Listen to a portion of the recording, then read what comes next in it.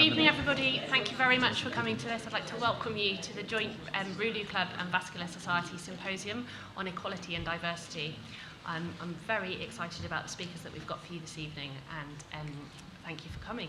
So we'd like to start with Lauren, who's going to present our equality and diversity data from the Rouleaux Club survey. Good evening, everyone. Thank you for choosing us over the aortic session. My name's Lauren Shelmadine. I'm one of the registrars in the North East, and I'm delighted to be presenting this work that I've just described as mine and Hannah's baby outside in the foyer. So this is some work from our 2020 Rouleaux Club survey along the lines of equality and diversity, but some extra themes which I'll talk through shortly. So we will all have seen campaigns like these in the news over the last few years. Hashtag I look like a surgeon and the Black Lives Matter movement may have gone some way into increasing awareness and reducing tolerance for inequalities. So with those campaigns at the forefront of our minds, our committee, the 2019-2020 committee, looked introspectively at ourselves. Were we truly representative of the trainees that we represented? And so we set out to establish this, but also to establish the demographics and the equality and diversity of the vascular trainee workforce, because we just don't know. So the committee and I wrote the survey, and we used Stonewall's Don't Ask, Don't Tell guide to ensure the correct terminology, as well as Office for National Statistics for things like the ethnicities. But we scratched our heads and decided what did we want to know and what do we think is important for future work. And so we decided on, broadly, trainee demographics, region of work, family situation, and a bit about their background. So we used SurveyMonkey and various channels to distribute the survey, and we left it open for a month, but with weekly friendly nagging emails. So 117 trainees with a national training number responded. At the time, there were 213 known trainees, so that gives us a 55% response rate. We had the vast majority of trainees who responded were from England, but there was a handful from Scotland and Wales. Sadly, we do also represent Northern Irish trainees in Northern Ireland, but no one responded from Northern Ireland. 17 middle grades without a training number responded, and whilst their views are vitally important, due to the small number, we did exclude them from the analysis. Okay, so let's look at gender to start off with. There were 48 females and 69 males trainees, and that works out at 41% females and 59% males. That is better than the national average of female surgical trainees, which is 35%, and as expected, it's lower than the national number of female medics, which is about 57%. One survey responder indicated that their gender identity is different to the sex that they were assigned at birth. Okay, so moving on to ethnicity. So this pie chart doesn't include the two trainees that ticked prefer not to say, but of the remainder, 115, 61% are white, about a quarter are Asian, and then about a fifth are Arabic and or mixed ethnicity respectively, and 4% ticked Black, African and or Caribbean. A busy slide, I know, but I'll just leave it up for a second because that just shows truly that the vascular training workforce is a diverse workforce. Next, we thought it was interesting to look at the ethnicities by gender, and we were really pleased to see that for white trainees, there was almost a 50-50 split between males and females, actually 37 females to 33 males. However, there are no female Arabic trainees, and for the Asian trainees, they are heavily outnumbered by the males, almost fourfold, so 6 female trainees to 22 male trainees. The majority of trainees ticked no religion, followed by Christian for almost a quarter. What was particularly worrying by the answer to this question is that 11 trainees ticked prefer not to say. So there was an option to skip a question, but we're concerned by them choosing to tick prefer not to say that we can infer from that that they didn't want to say their sexual orientation. This slide shows the spread of the age of our trainees, and this is important for future workforce planning. The survey was actually a survey of two halves, so the second half was on workforce planning, and that's been written up as a manuscript separately. But what we do know from that is that the average length of time it takes a trainee to finish their training programme is 7 years, and it's a 6-year training programme. So we know that some must take significantly longer than 6 years. So this data, combined with the workforce data that we'll publish, is useful for workforce planning. One trainee told us that they had a disability, and another trainee ticked that they prefer not to say. And 4 trainees told us that they had a long-term health condition. And again, four trainees said that they didn't want to say. This slide's an answer to the question, do you have children currently? So no is red and yes is green. We can further subdivide the green answers by number of children. And what's interesting about this is actually a higher proportion of male trainees have children. And of those male trainees, each one has more children than the female trainees that have children. So then we asked them further, if you don't have children currently, do you want children in the future? 2/3 of female trainees would like children in the future, and 3/4 of male trainees would like children in the future. 5 trainees told us that they had caring responsibilities that didn't include children.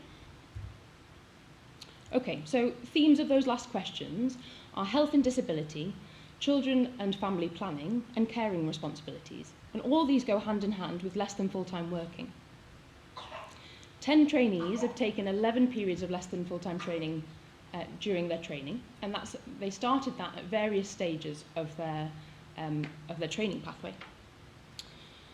There's a range of reasons, but the commonest reason is childcare, followed by medical reasons. And 2 trainees went less than full-time for medical reasons, of which one still works as such, and 1 trainee went less than full-time for caring responsibilities. We were really sad to receive this quote in the free text box in response to less than full-time working. Okay, we know the question about education wasn't perfect. We received some feedback about that. But in broad brushstrokes, 1/3 of trainees, both male and female, were privately educated, and a slightly higher proportion of male trainees went to state school. And we were really surprised that actually we're not really the offspring of medics. So 11 trainees had 1 medic, parent or guardian, and only 2 had both parents medics. Okay, so how do we compare? So as many of you all know, when we became a separate specialty, the VSGBI conducted a workforce survey of all consultants the year after its inception. And at the time, it found that 7.5% of consultants were female. And when that survey was repeated in 2018, that had gone up slightly to 10%. At the same time, it surveyed the trainees, and 17% of those were female. But what was important was that new consultants, i.e. appointed in the last 5 years, the percentage of those who were female was 18.75. So that was comparable. And actually our survey, although we appreciate that it may be biased by who responded to us, there was a higher proportion of females. The national average is 14%, based on the RCS recent diversity report. So I appreciate it's a few years ago, but it's slightly lower than the national average. The dearth of data around the ethnicity of UK surgical trainees as a whole, when it comes to ethnicity, has been well documented. So it was hard to find comparable data. But we know from our survey that 2/5 of trainees class themselves as being black, Asian, or from an ethnic minority, so BAME. And the comparable data that we did find was from 2015. So the Health and Social Care Information Centre, apparently, for all core surgical trainees, 42% of those class themselves as BAME. So we're comparable to that data. And in terms of less than full-time training, so in 2008, 5.7% of UK trainees, of all trainees, took the opportunity to work less than full-time. By 2014, this had risen to 11.3%, and we're not quite there, but not far off it at all. So we're comparable to that. And again, in that 2018 workforce survey, 9% of consultants took the opportunity to work less than full-time, and actually it's comparable between male and female. Whereas in our survey, it was 80% males to 20%, 80% females to 20% males. Okay, so our key messages. We were pleasantly surprised by the answers to some questions, but there is room for improvement for others, as you'd expect. We were very concerned by that prefer not to answer question for the sexual orientation, and that's because there's a wealth of literature that tells us that sexual orientation is a motivator for being a recipient of bullying, undermining behaviour. And because of that, we decided, and a couple of other reasons, but to repeat our bullying, undermining and harassment survey. We need to think about workforce retention, because there may be a discrepancy between actual figures and consultant figures of females, although we can dispute that. And as part of that, so 2/3 of our female trainees would like to try and have children in the future, and part of that may be to encourage and destigmatise less than full-time working, although of course it's not just for childcare reasons. So in 2017, the emergency medicine group decided to lift any reasons for going less than full-time. So they did a pilot, and that was very well received. And following that, other specialties have followed suit. So maybe that's something we need to think about. Data truly is power. So when we wrote the first draft of this manuscript, one of the comments from the reviewer was that the data would be more powerful with comparators. Well, yes, but for some of this data, there is no comparators. So we hope that by publishing this, and it's been accepted, that other specialties can publish their data, and also that we can redo this work and see how we're getting on. Perhaps it'd be easier to collect it now that we're devolving from general surgery, but we'll have to watch this space. And we presented the results of the bullying, undermining and harassment survey to the VS Council, and an action plan is being worked on at the minute. Between equality and diversity and bullying, undermining and harassment, we want to continue this good work. And that's why as a committee this year we've decided to elect a welfare rep who'll do all of those things and take that forward. I'm delighted that Martin Maderska, who's in the audience, a fellow trainee from Newcastle, was appointed to be our welfare rep. So there's lots more that I couldn't talk about today, but please keep an eye out for the publication, and we'll share that on our social media. So to come full circle and to answer the initial question, are we truly representative of the trainees that we represent? We think these tables and pictures speak for ourselves. So I just want to say a big thank you to everybody who responded to the survey.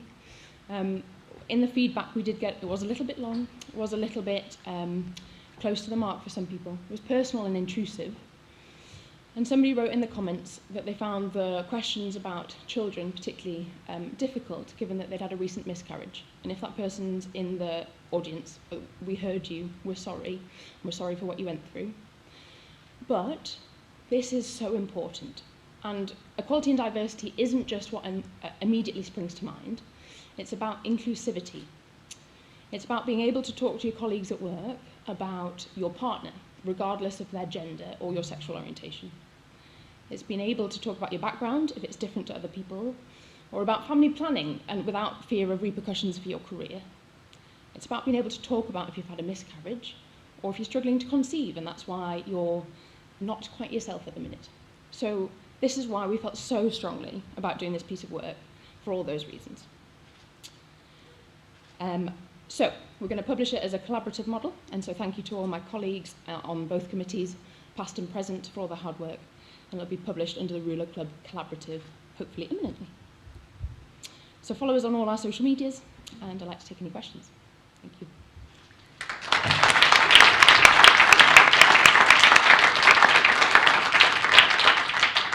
Thank you very much, Lauren. We're going to take questions at the end. Perfect. All right. Next, we'd like to welcome Prof. Dennis Harkin to present the VS Equality and Diversity Survey result, please. Okay, thank you very much. Delighted to be here as part of this session. A hard act to follow. I don't claim to be any particular expert in this area, although I have done some work with my colleagues and the Society on workforce over the years.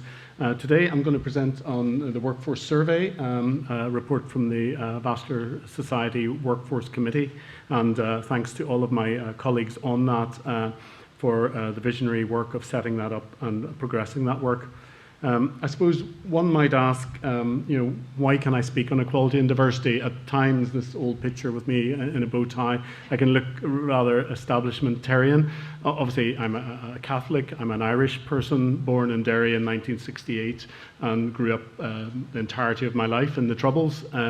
when discrimination and inequality was rife. I now work for part of my week in Dublin at the Royal College of Surgeons in Ireland University, which is perhaps the most diverse university in these islands, and on a par with many worldwide. So hopefully that gives me some basis to speak from. Our vascular surgeon workforce, and really that's some of what we're up to nowadays. In terms of the historical piece that we mentioned in Lauren's talk, this was published way back in 2014, and it did indeed, as highlighted, we had quite a good response rate. We reached 352 consultants, 95 trusts. We can see how the number of trusts delivering vascular services has shrunk somewhat since then. 8%, 7.5% is quite accurate. 8% were women at that stage. We found that most worked full-time, 60% working greater than 50 hours a week, and we'll talk a bit later why that is a problem. In terms of background to this particular talk, we know that 40% of surgeons are experiencing burnout.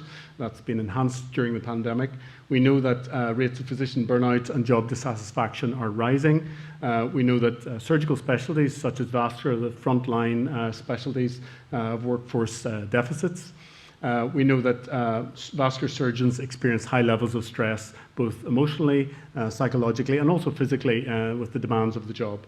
And we know that resilience can help with that, but we know that there's a problem really if we don't address this workforce and well-being piece of work that we'll have trouble recruiting and retaining. This really is just a nod to the pandemic. We can't speak about anything nowadays without acknowledging, this is a quote, ordinary morality does not require beneficence that involves self-sacrifice, a physician putting themselves without protective equipment in a high-risk situation and maybe contract a disease which could be fatal or fatal for their family or loved ones. So we've all been through the mill somewhat in this last 2 years. And we all know that burnout has become a very glib and very common term. This was the original paper from Freudenberger. Psychological, social consequences of workload exceeding ability of an individual to cope. There's a little quote in the small print there about someone at the end of their career slinking out, getting no thanks, a broken individual, and really that's not what we want from our workforce. The World Health Organization has recognized it as an occupational disease. And we know that the surveys that come thick and fast here from the GMC show that trainers and trainees are experiencing it roughly at about a 40% rate. And we know that in the systematic review that during COVID, things have got worse. Not only stress, but post-traumatic stress disorder, anxiety, depression, and burnout, and these are on the rise. So our updated survey really focused around the views of the Workforce Committee, which also included Rouleaux input. And what we wanted to do was incorporate not only a repeat of our original questionnaires, but also incorporate some assessment of burnout with the Copenhagen Burnout Inventory and a resilience scale, a brief resilience scale. We sent it out as the Workforce and Wellbeing Survey. We also have considered in this talk some NBR data on surgeons to look at numbers calculations, and we also looked to the Office of National Statistics for population calculations. And we've done some predictions at the end using NHS digital data for England alone. So our aims really were between November 2020 and February 2021, in the height of the pandemic, knowing that everyone was exhausted with surveys. We got 224 completed surveys, and when we extracted the consultants, we analysed 176 for most purposes through this survey. We can see that 70 acute hospital trusts responded, and that reflects the centralisation of vascular services. And we'll talk a little bit about what we've found. The response rate was just over 50% as far as we can tell, but we appreciate the Vascular Society doesn't represent every vascular surgeon in the United Kingdom or Ireland.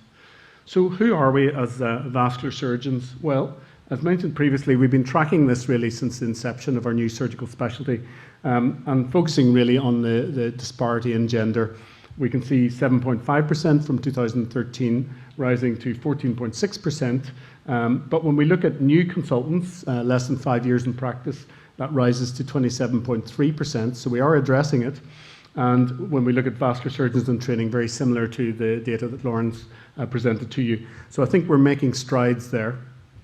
We have a long way to go.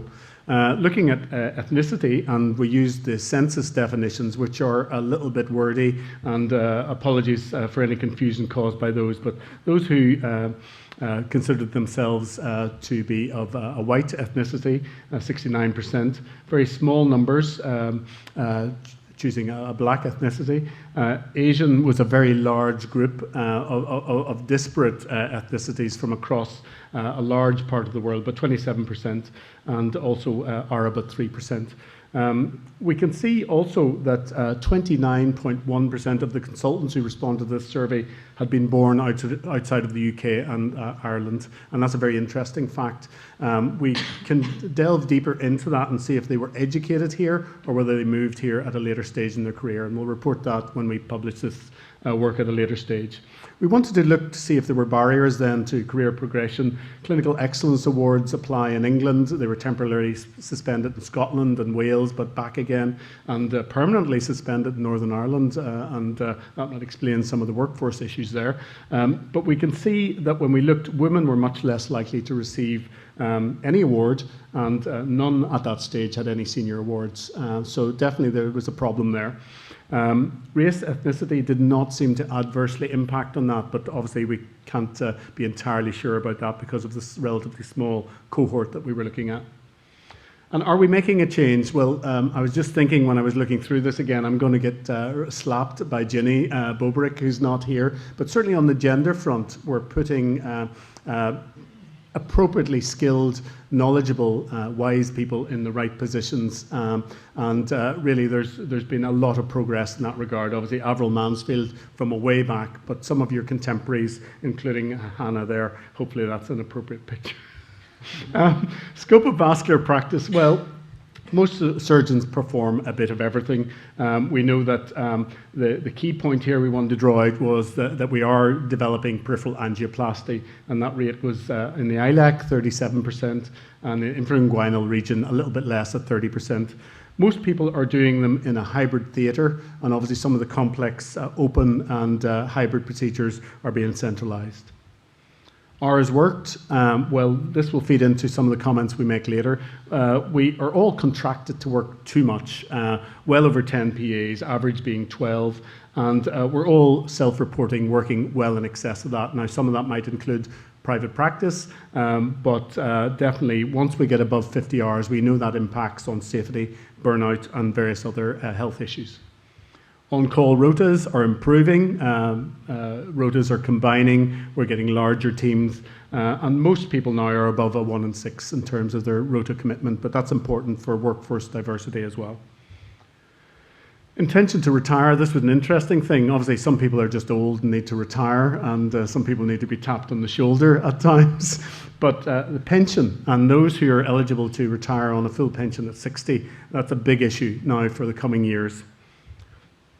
Copenhagen burnout inventory, and we can see lots of sad faces down the side. We're all pretty burnt out now, accepting this was during the pandemic. 38% have high burnout. But we're all very resilient. Crazy people that we are that chose vascular as a career, we're very resilient. And that probably stands to our benefit and allows us to cope with quite a lot. We did a lot of sort of univariate analysis. We thought we'd see that hours worked and various other factors would be independent risk factors. We didn't find that, and it's probably because of the cohort size, unfortunately. This obviously is any number here is too much, and these are consultants, remember, so 3/4 of consultants feel that they have been bullied in the last 12 months, and obviously when we look in the last week, 4%, far too much. And a lot of that is coming from fellow colleagues, but also from multidisciplinary, interdisciplinary teams, and particularly from management, about targets, no doubt. Recommending vascular surgery, I was a bit disappointed with this. We're sort of neutral.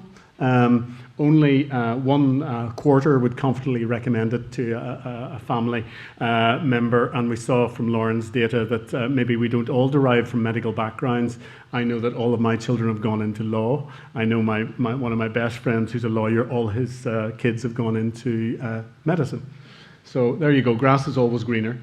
So what about resilience? Well, we know that if you recognize it as important at an institutional level, you can do something about it, building resilience and reducing burnout. And really that's what that Cochrane review confirmed.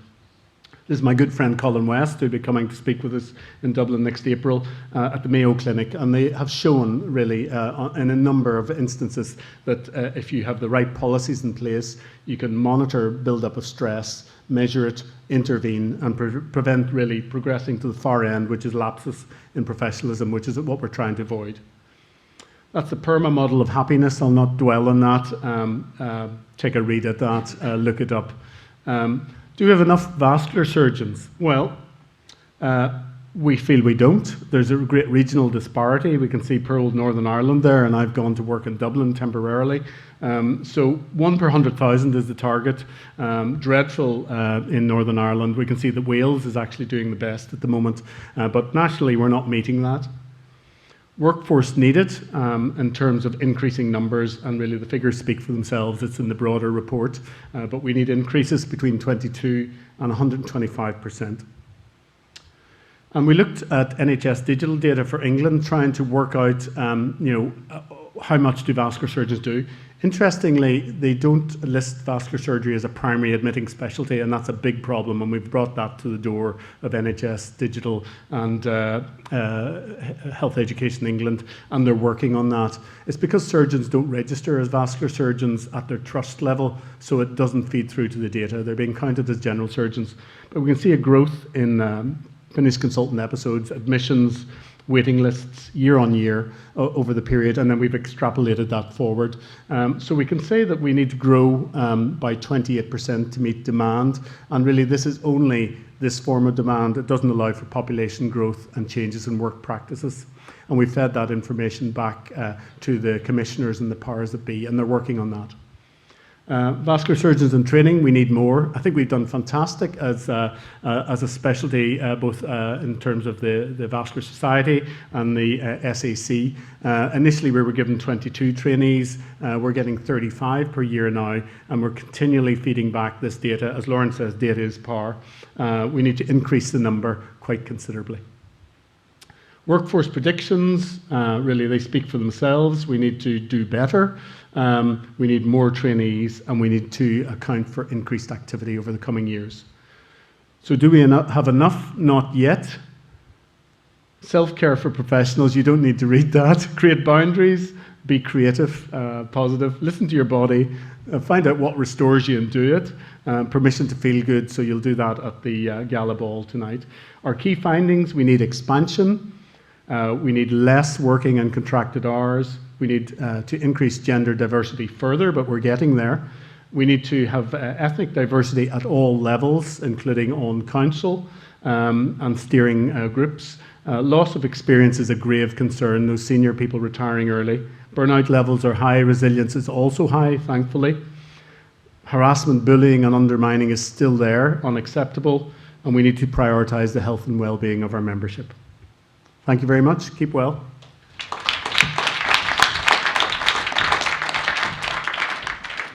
Dennis, thank you very much. A lot of work has gone into that. It now gives me great pleasure to introduce Neeraj. We were trainees together in Yorkshire. He's a consultant vascular surgeon in Calderdale and Huddersfield. He has had a number of local and regional managerial roles, and he's currently, I think, the medical director of the West Yorkshire Vascular Network. I think, like me, he loves his cricket, and I think if you probably asked him, he'd probably say that gives him the most pleasure out of everything in the foundation that he works for. So I'm really looking forward to this talk. Neeraj, over to you. Hi, I'm Neeraj, and I'm really proud to be able to tell my story. These are my perceptions, my thoughts, my feelings. And I want two things to come out of this. I want a group of people in this room to step into someone else's shoes. I want them to listen to what I'm saying, become an ally, and really shift the dial with EDI. There's another group of people in this room who I want to feel seen. Everyone's different, whether it be your ethnicity, your gender, your socioeconomic background, your sexual orientation, that concept of intersectionality. And for those people, I want them to see their diversity as a strength and go and excel. I'm going to tell my story through a series of photos, and just so you know, everyone has given consent to be in this talk. So my talk is titled Neither Here Nor There, But All Good. I was wondering how I'd structure this, and so within our trust we have a quality improvement methodology called the 3 R's. So I'm going to tell you some stories to establish my reality, talk about the response that gave you the result today. So I'm going to start with Dad. Dad came to this country in 1966, having qualified as a doctor, and as were the rules at the time, he turned up with 20 kilogram suitcase and £3 in his pocket. He aspired to be an orthopaedic surgeon, and as Paddy said, and this is where I get it from, he aspired to play cricket. He was an opening batsman and wicket keeper. But unfortunately, due to the way he was treated, due to his ethnicity, he gave up on both his aspiration and his main hobby. Dad was soon followed by Mum. Now, Mum has a degree in English, and when she's on the phone, she can absolutely sound like the Queen. So when Dad was at work, Mum used to ring up looking for accommodation for them, and they had the experience of turning up at a house. They opened the door, and the woman looked at them and said, "Well, you didn't sound like one of them on the phone," and just shut the door in their face. I grew up as the youngest of 3, felt very loved, felt very secure, and I felt very happy. And I grew up in Huddersfield, and this is where there was the first, and I will call it attempted joke, about my ethnicity. At that time, a lot of Asian families came over, opened a corner shop and lived above it. I was labelled as a posh Indian. The joke was that I was a posh Indian because I didn't live above a corner shop, I lived above a surgery. My grandparents had come and stay with us, and my Dadiji would make breakfast, and I'd wake up to the sound of a pressure cooker and fresh parathas. However, that worried me because I knew that my school coat was on a peg next to the kitchen, and I had to get on the school bus smelling of Indian food. And I worried about how, therefore, I'd be perceived, how people would approach me, how people would react to me. I grew up pretty badly dressed. I didn't own a pair of jeans until I was 16. And I grew up eating Indian food, celebrating Indian ceremonies, and pretty much wearing Indian clothes. I only had 2 English films on VHS, The Sound of Music and Star Wars. So I can sing every song out of The Sound of Music, and I get a little bit emotional when I see an X-Wing.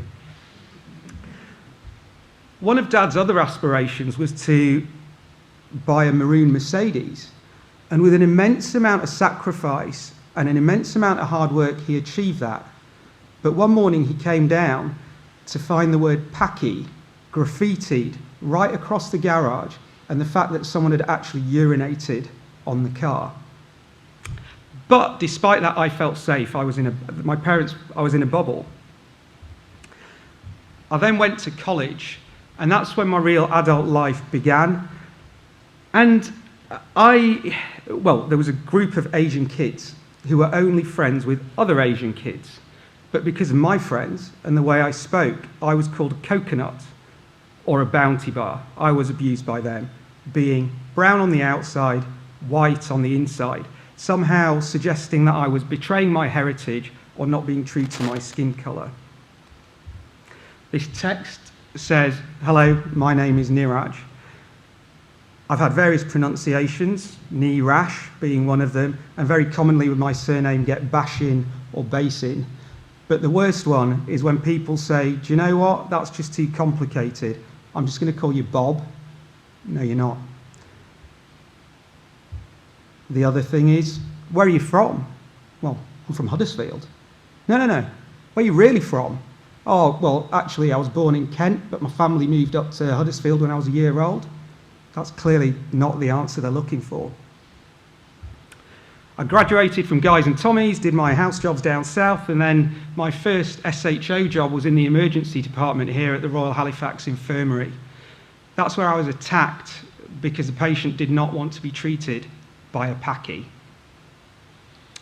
I used to do ward round, and for those patients who couldn't speak English, I used to try and speak to them in Hindi, some of my colleagues were amazed that I could do this. And my colleagues who perhaps were Indian and could speak better Hindi than I could, sort of sniggered about my broken Hindi. And that was, again, took me back to those coconut days. I've had the standard shouts of go back to where you came from. I've been bumped into in bars, and I got threatened with a stabbing in London because I had a white girlfriend. And I recount all of that as if it's normal and acceptable. So this is my father-in-law. I have a fantastic relationship with my father-in-law. And when my wife and I got engaged, he lived in Spain. So we went out to celebrate. And like any good father would, he took his daughter to one side and asked her whether she'd considered the implications of marrying me. Culturally, fair question. So in terms of, I don't feel accepted in England. So neither here. Then things got interesting. I went to India as a young adult for the first time by myself. And actually, I didn't fit in. Because of my clothes, because of my approach, because of my accent. I wasn't accepted there. So nor there. Now, I know there'll be people thinking, well, things are different now. He's got a bit of a chip on his shoulder. It's actually not that bad. I felt really scared in COVID. Really scared.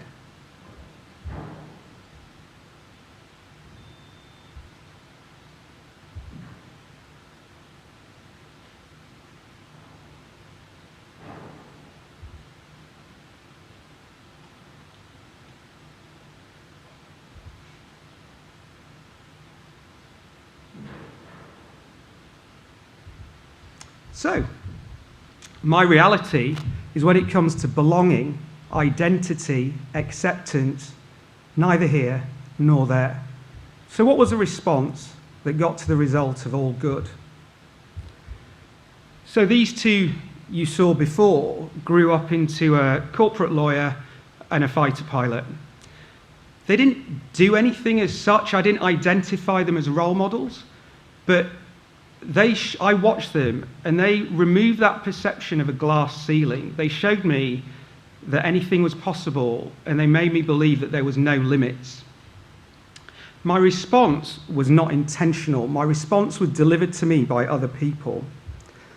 At college, I made friends who stood side by side with me and still do 30 years on, to the point where one of them asked me to be best man at his civil partnership. At university, whether it be in lectures, in the bars, on the rugby, hockey and cricket pitches, I never experienced any prejudice. People weren't bothered about what I was. Good people accepted me because of who I was. The picture of this gentleman in the Italian top, I joined an outdoor boot camp for exercise. A really diverse group of people, different roles, different socioeconomic backgrounds, different approaches, and I was anxious joining that. But that diverse group of people, that broad group of people, embraced each other, helped each other physically and mentally, built each other up, and gave each other confidence. And then it gets to a point where you get asked to be godfather to this little one, and someone invests in you more as a friend than they do about the colour of your skin. More people made me proud of my experiences and proud of my diversity. And then I met someone who gelled all that together. To that pride and confidence brought a strength. Someone who embraced all that was good about different cultures and blending and sharing those cultures and creating a family of diversity. But look, this is all personal stuff. Everyone, well, what about work? So I'm going to stop for this gentleman who many of you know. So I had a chance meeting as an SHO with this gentleman who took me under his wing, took me to the point where I could be a consultant, and now I work alongside him as a peer in the region.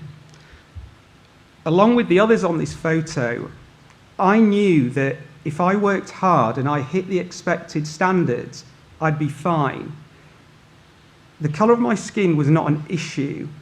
They were more interested in my personal and professional values.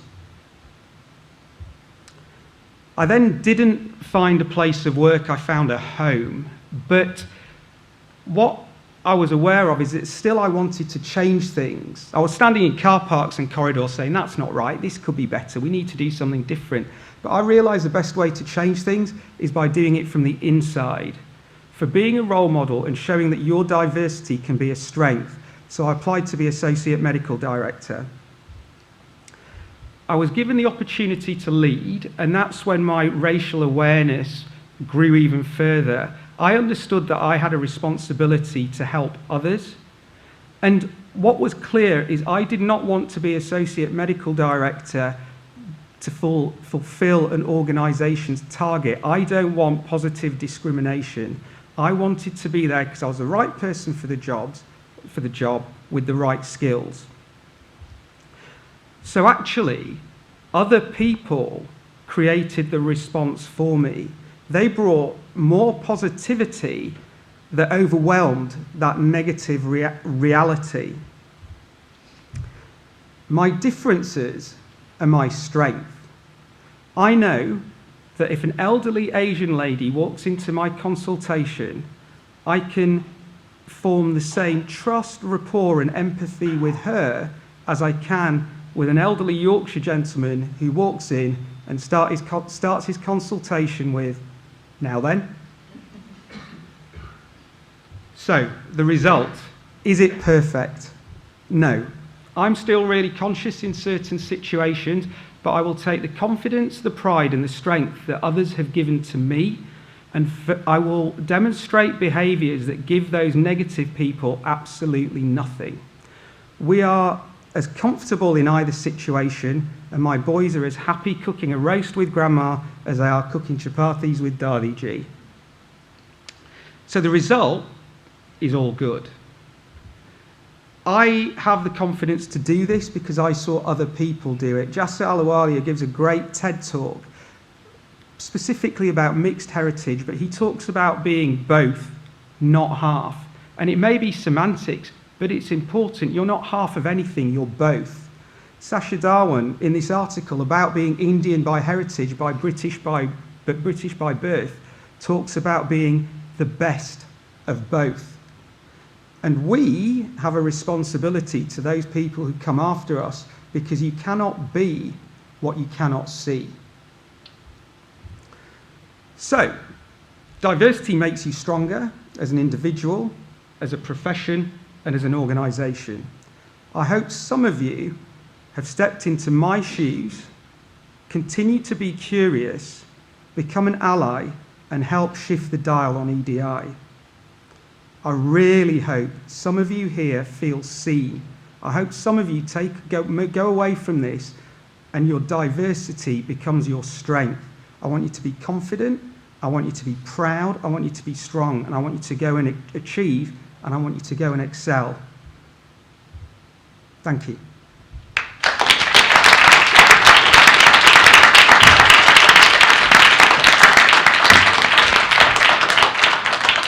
Thank you very much. And now I'd like to introduce Miss Manjit Dillon, a consultant oral maxillofacial surgeon from the Aberdeen Royal Infirmary, who's going to talk to us today about implicit bias. Good afternoon, everyone. Thank you for the introduction, Hannah.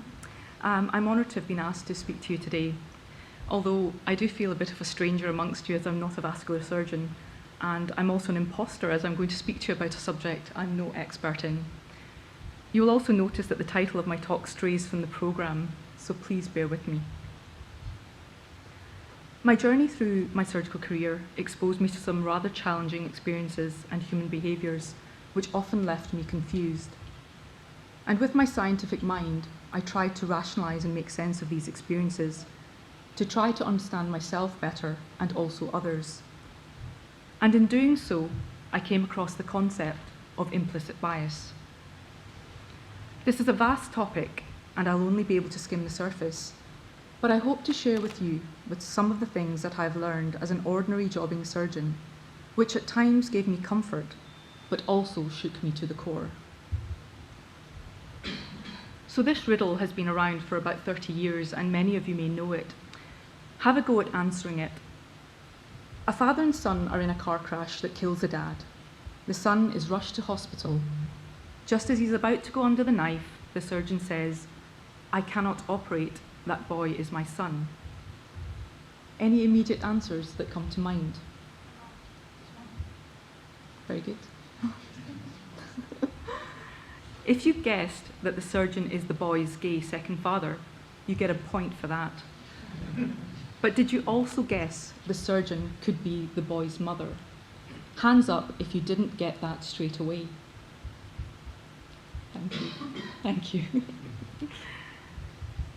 If you didn't get it, don't worry.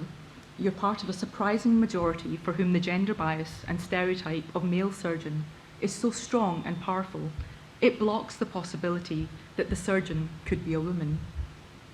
Now, if you feel bad, how do you think I feel as a female surgeon not getting that answer right? And if it's any consolation, staunch feminists struggle with this answer too. And this is a second riddle. 3 doctors said Robert was their brother. Robert said he had no brothers.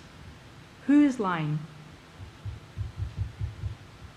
Any offers? Well done.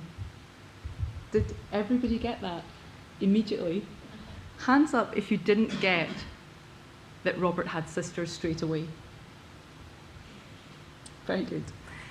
Now, if I hadn't embarrassed myself with not getting the last riddle right, ironically, I'm one of 3 sisters and a brother, and all 3 sisters are in healthcare, and I still managed to struggle with this answer. It would seem that I am as biased as they come. Over the past few decades, social and neuropsychologists have uncovered biases through a series of famous, well-known experiments. And although these riddles are good fun, these and other experiments have revealed that we are all biased. These thoughts function below the level of our consciousness. We're not aware of them or aware of the effect they're having on our behaviours, let alone how they impact others. These thoughts are known as unconscious, implicit, or automatic biases. People feel uncomfortable talking about bias because of the negative connotations it carries. But the reality is, it is a part of the human condition. And the more we get comfortable talking about it, the easier it will become to address. So where does this type of thinking come from? Unconscious decision-making has played an important role in the survival and evolution of all species, but in particular, the human race. It is quite simply a matter of life and death that you can instantly differentiate what is safe from danger before the saber-toothed tiger made lunch out of you. More basically, who is in your tribe and who is not? The default position of fear and mistrust of those who are different from our tribe is hardwired in all species, as seen by this attack on the hairless chimpanzees by the hairy chimpanzees, who are, in fact, the same species. Yet, they're perceived and treated so differently. And this is opposed to the feeling of comfort and safety with those who look like us, think like us, talk like us. This fundamental recognition of difference has ensured our safety and survival. Survival, the most basic instinct, is hardwired into our ancient reptilian brain. It is super fast and it is automatic. It can make lightning-fast decisions about survival in a complex world, bombarded by so much information without expending much energy. It can process 11 million bits of information a second without our conscious brains even being aware of it. How is this possible? To be this amazing must come at a cost. And the primitive brain does this by using shortcuts, shorthands, stereotypes, pattern recognition to simplistically and bluntly categorize things using the bare minimum information, a bit like sorting the trash. It jumps to conclusions, makes snap decisions and actions based on what it thinks is important, without expending cognitive effort or alerting your consciousness. It is known as a silent cognitive miser, the stranger within, controlling your decision-making without you being aware of it. And it passes judgments on everything and everyone you meet. And yes, there is a snag. To be this amazing does indeed come at a cost. Fast thinking based on minimal information comes at the expense of accuracy. But the problem with this quick thinking is that it is biased and wrong quite a lot of the time, and we are not even aware of it. Our brains impose a third dimension on a two-dimensional object, and our minds accept this unquestionably. And it can also interpret grossly nonsensical information to something that seems to make total sense.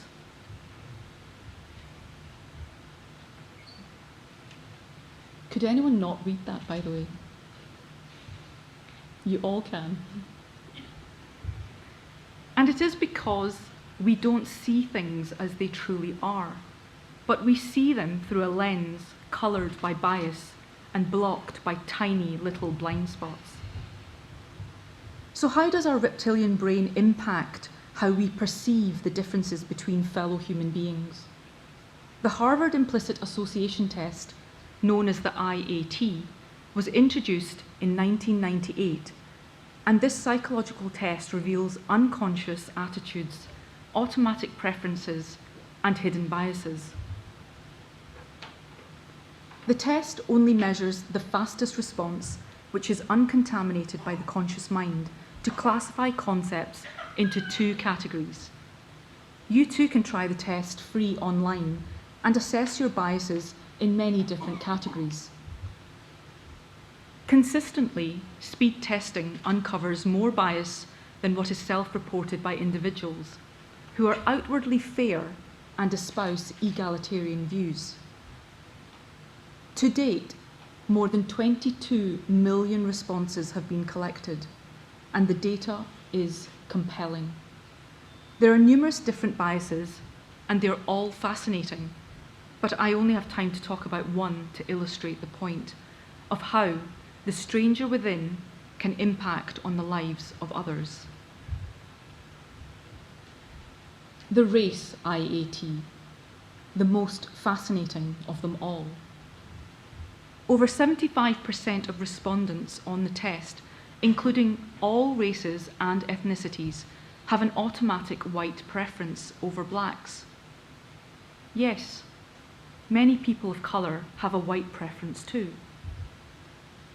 Studies have shown that when African American and Caucasian American individuals view faces of people who are black, Afrocentric featured, and dark-skinned, relative to viewing white faces, show an increased activity in the amygdala, the primitive fear centre of the brain.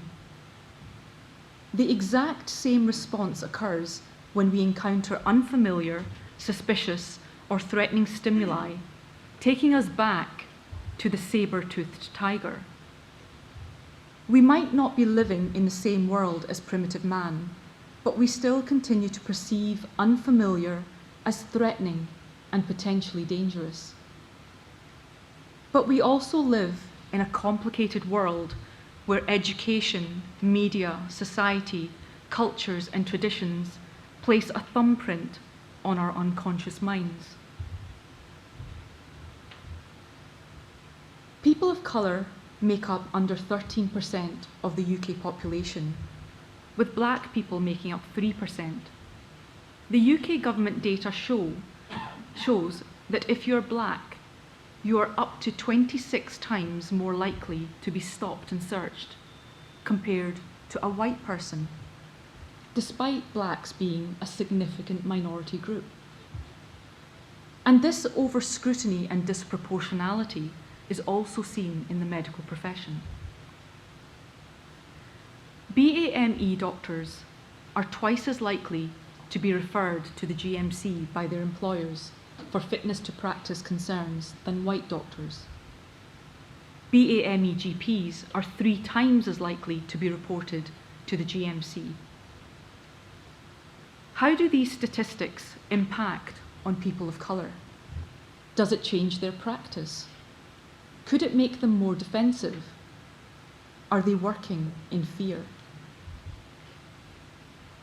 Implicit testing has also revealed that there is a strong automatic association of blacks with weapons, again amongst all racial groups. Unsurprisingly, the higher the level of education, the lower the association of blacks with weapons on reflective, self-reported answers. But on the IAT, education level does not matter a jot. Those with the greatest education carry as strong an implicit association of blacks and criminality with those of the least education. So if the association of black and criminality is so strong, are these biases transferable to other domains? Could it be that our hardwired negative and positive biases inside our lizard brains can result in errors of judgment affecting the lives of innocent people? Many of you will be familiar with these high-profile cases. Both these doctors were wrongly erased from the medical register after a single event as a result of system failure. I'm sure those passing the judgments were educated, fair, honest, egalitarian people, like you and me, with no malintent. But the careers and lives of these doctors and their families were destroyed nonetheless. If on one hand, our mind bugs can hyper-scrutinize some groups, can it also shield and protect others? These 2 doctors were found to have harmed hundreds of patients over many years. It begs the question, why did patients, families, colleagues, the organisation not question their practices sooner? Inquiries reported a willful blindness to aberrant clinical practice, which was excused or even favoured. If this was the result of a positive bias, look at the outcome. It still caused harm to many innocent people. Gloria Steinem says it well. The characteristics of the powerful, whatever they may be, are thought to be better than the characteristics of the powerless. And logic has nothing to do with it. Speaking out against minority groups, those that don't quite fit in, does seem rather easier to do than calling out the truth to power. It was observed that both UK and international BAME graduates had on average poorer outcomes in assessments and recruitment compared to white doctors. And observing these differences, the GMC commissioned this report in 2016 to try to understand the differentials in attainment of trainees better. And although differentials in attainment are multifactorial, unconscious bias featured in this report 37 times, and it is one of few documents that refers so heavily to bias. And the results showed that BAME doctors suffer from poorer professional relationships, have problems fitting in, increased mental health issues, and are scared to be labelled as the problem. And the Kennedy report, which you'll all be familiar with, was commissioned by the Royal College of Surgeons in England, also put a spotlight on the challenges that many individuals from diverse groups face in surgery. And although it made painful reading, for the first time in my career, I felt validated. Someone else felt how I did.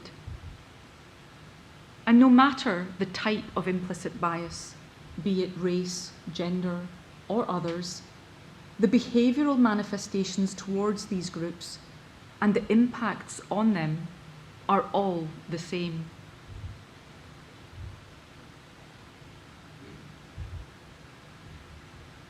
And most of the time, day to day, it's about the little things that you experience. And although they are subtle and unintentional, they still cause harm. You cannot prove them, and if you dare challenge someone, they will deny it, understandably so, if it is implicit. Or they are offended at your assertion that they may be biased. Or you're told, stop being so sensitive. It is exhausting having to explain yourself more, being questioned more, scrutinised more, being trusted less, being overspoken, undermined and invalidated constantly by others. If you really watch your behaviour and that of others, you will see many of these microaggressions, tiny little jabs, slights, as well as the positive behaviours that confer advantage and support to people who you like and feel comfortable with. Trust me, we have all done them. And like paper cuts throughout the day, our biases drive behaviours that have serious effects on the well-being, the self-belief and self-esteem of these individuals, and it can affect the way they process the world. The worthlessness of feeling lesser to another human being, on top of the challenging work we do, is tremendous, and it diminishes people. For some, this is an everyday grind, not just in society, but also within the professional family, and it is wearing. Biases leave individuals feeling disengaged, distant, lonely, and it can affect their performance. And in our line of work, it could harm patients. But no one sees the hidden struggle and battle under the surface. Whilst the advantaged groups will be thriving, happy, and achieving success with a cool confidence of someone who hasn't been pushed too hard. The purpose of this talk was to simply share with you some of the fascinating complexities of our hidden mind and how it plays tricks on us and affects our decision-making, judgment, behaviour, without us knowing it. This picture shows the subconscious desire to belong to the tribe and fit into the team, with everyone wearing similar blue shirts and holding a similar stance. And my desire to fit in was just as strong. This picture was taken 10 years ago, and that's me on the far right. I was so happy to be called the honorary man, but not always treated like one. But knowing what I know now, it all makes more sense. We are all unique, but we are all human and vulnerable to biases. We won't always get it right, but we can be humble and courageous enough to challenge our stranger within. Ask your fellow human beings, your trainees, your colleagues, no matter their race, their colour, gender, sexuality, disability, race, religion, and even surgical speciality. Are you okay? Are there behaviours and attitudes in the workplace that hinder you? And perhaps we can be supremely courageous and ask, was I fair? And am I part of the problem? Only then can we build psychological safety into the culture and empower people to speak up, to feel included, and for them to be their best self, so that at the end of the day, we are not inadvertently disadvantaging some and stifling their talents and propelling forward only a select few. only then can we maximise the potential of everyone and create the very best teams. So the first step to being fair is assume you're not. If you'll indulge me, I'm going to end by geeking out on some history of surgery, because I'm a bit of a history of surgery dork. Some of you may know the story of this very distinguished army surgeon, Dr. James Barry. He was credited for performing the first successful caesarean section in Africa, in which both mother and baby survived.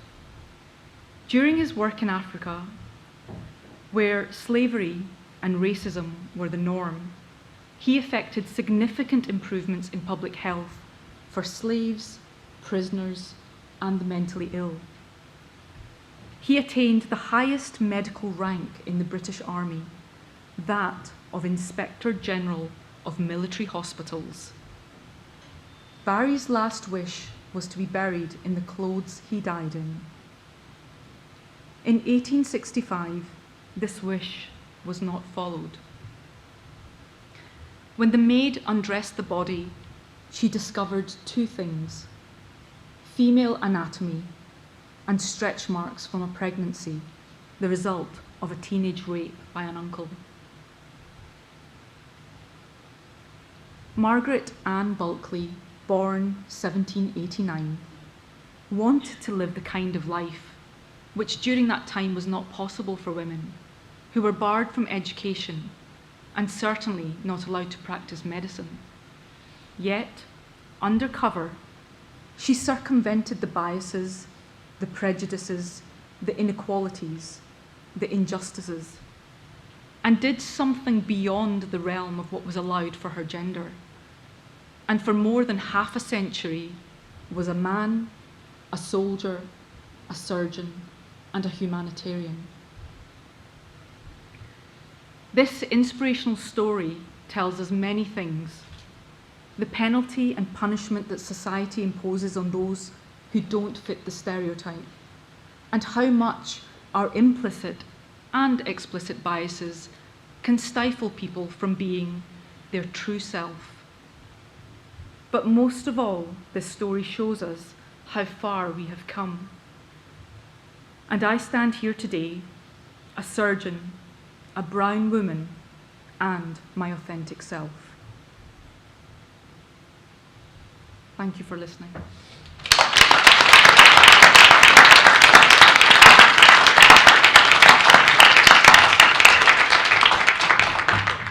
Thank you very much. I think all the speakers today, thank you very, very much indeed. It's been a very powerful session, and I think it's given us all something to think about and something to reflect on. Have we got, I'm not sure if we've got a bit of time for some questions or discussion. So if all our speakers would like to come up onto the podium, and we can, if anybody's got any questions or comments. So I didn't have a role model that I looked at, associated with, and thought I can become that person directly. I had a number of role models, some of whom you saw on there, but that was about their professionalism, that was about their ability, that was about their approach. It wasn't because I visually or personally related to them, in terms of that you can't be what you can't see, and that made it more difficult for me. And we absolutely need role models. We absolutely need to be able to walk into a room, whether that be a council, whether that be leadership within an organisation, whether that be in a theatre, and feel comfortable because you see people who reflect you. And as you say, part of it, and I'm really grateful that you're doing a session like this and that it's relevant and it's important, because that's where we need to get to.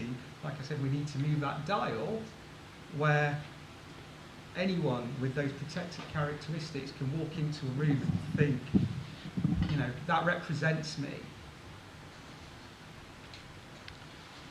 So two incredibly powerful personal stories, and I guess what I was reflecting on is how do we get colleagues to reflect on their biases, you know, so people don't have to pretend to be what they're not, to do what we do?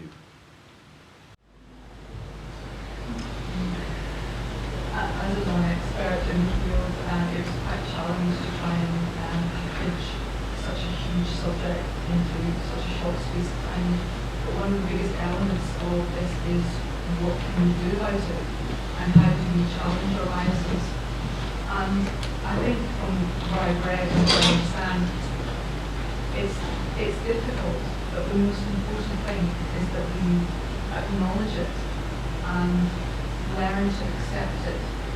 Because what I find is that policies and procedures and you talked about positive discrimination or role models, that is all great. But we can't be true to the cause if we don't respect the fact that the challenges are deep within us, in our amygdalas, in our lizard brains, because we're not trying. Most people are not trying to be, discriminative or disadvantaged people. I believe that most people are fair and egalitarians. They don't see what they are doing because they don't know what they're doing themselves. So I think it's going to take time. It's going to take venues like this, discussing these issues and talking about them openly. It's such a taboo subject. People get quite defensive talking about bias and prejudice and these types of things, but actually, it's there with us all the time. We're constantly making judgments and sweeping opinions on people that we don't even know why we're doing it. It's just happening constantly.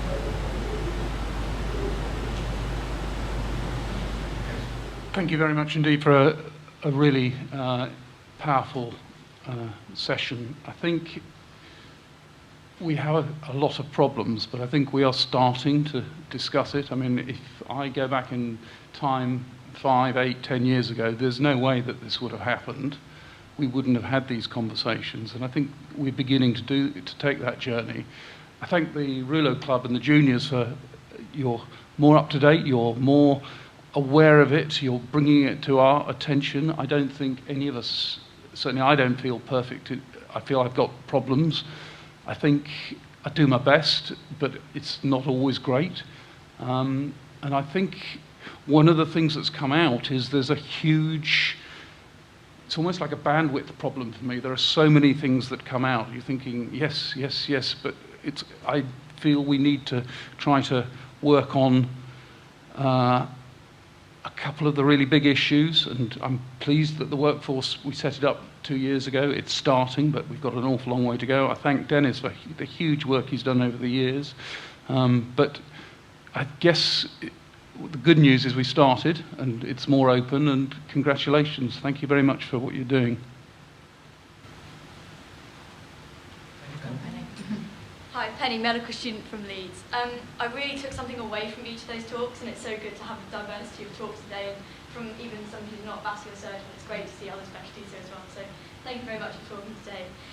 My question is that the less than full-time training really shocked me that it wasn't recommended by that one quote. So I wanted to ask whether what's being done about that to improve less than full-time training for people coming into the profession hoping not to work 50 hours a week, perhaps.